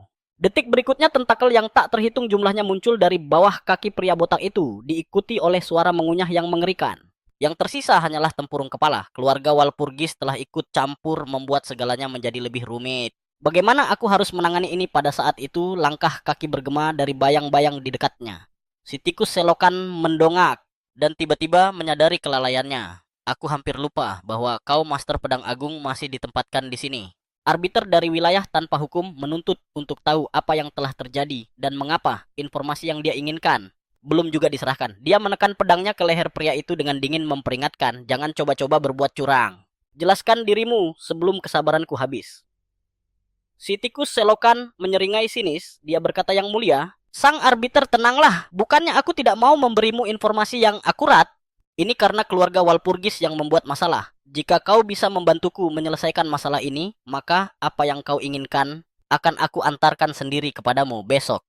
Namun aku sama sekali tidak menyadari bahaya yang akan datang. Karena pada saat ini, mataku hanya tertuju pada Cassandra peramal agung yang telah kucari selama 2 kehidupan. Cassandra bertanya, apakah kita bisa bicara secara pribadi?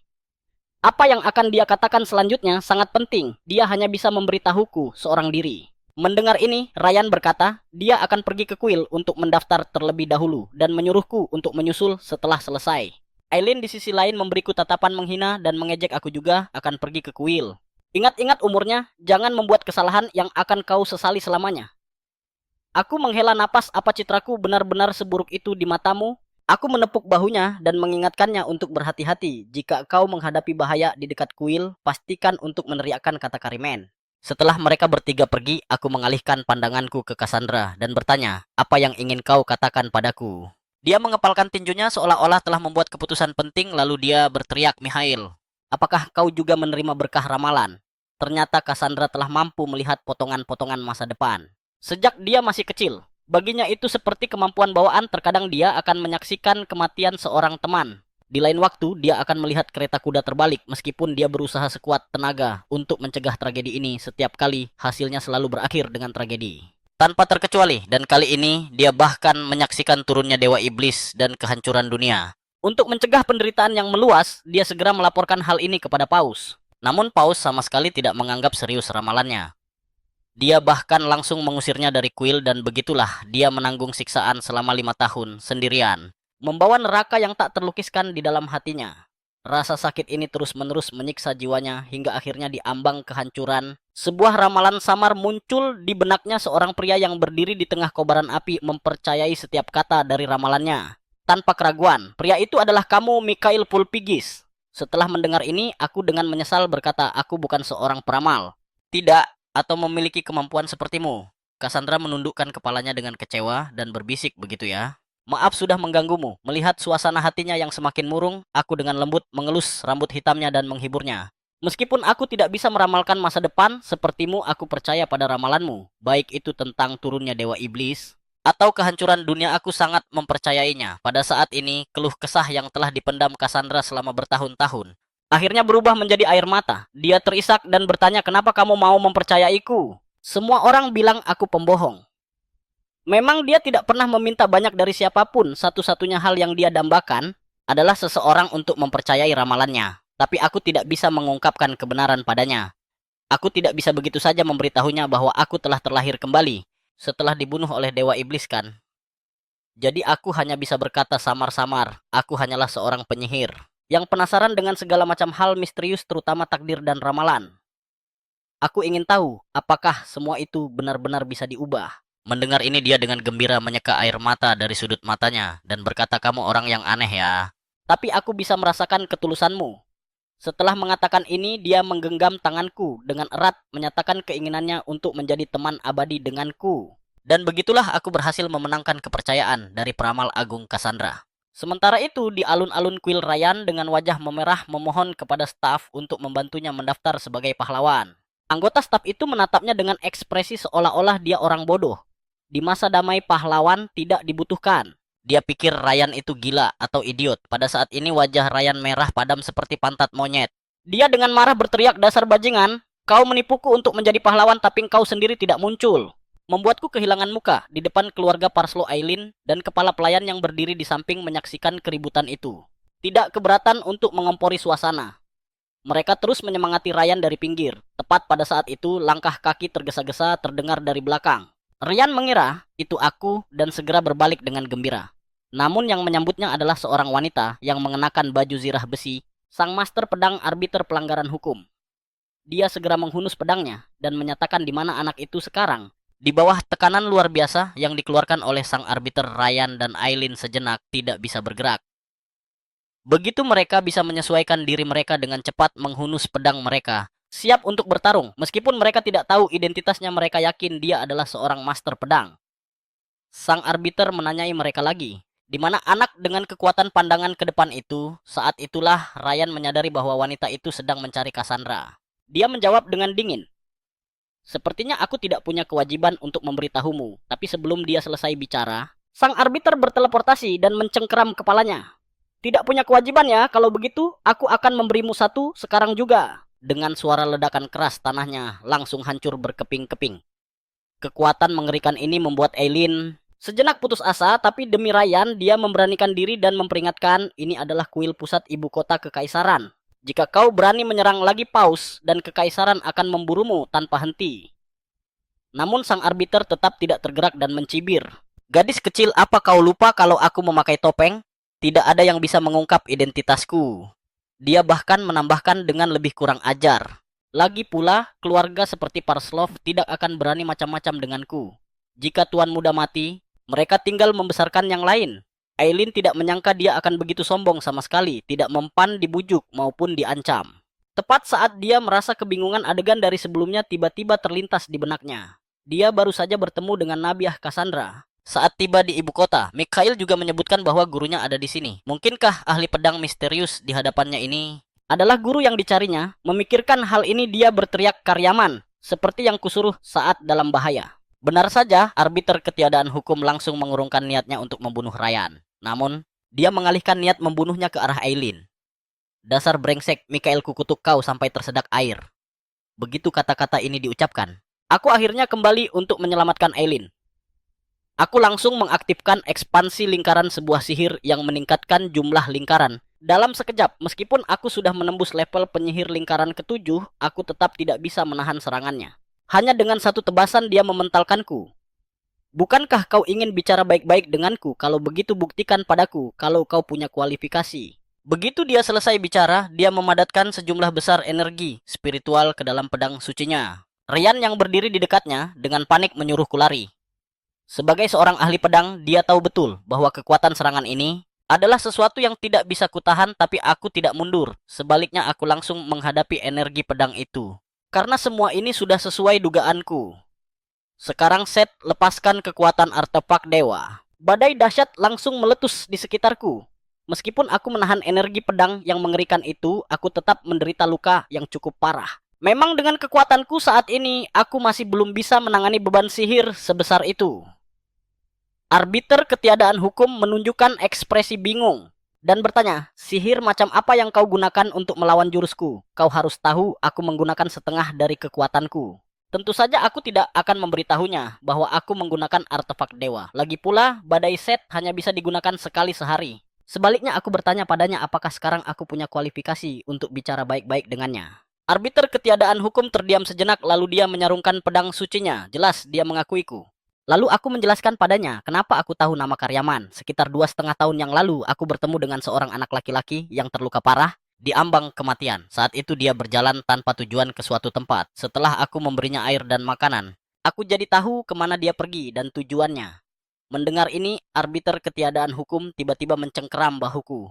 Dan dengan bersemangat menuntut di mana anak itu sekarang. Aku menjawab dengan tenang. Aku tidak punya kewajiban untuk memberimu informasi secara gratis. Dan sepertinya anak itu juga tidak ingin aku memberitahumu. Tapi sebelum itu, aku bisa memberitahumu satu hal. Lalu aku menambahkan orang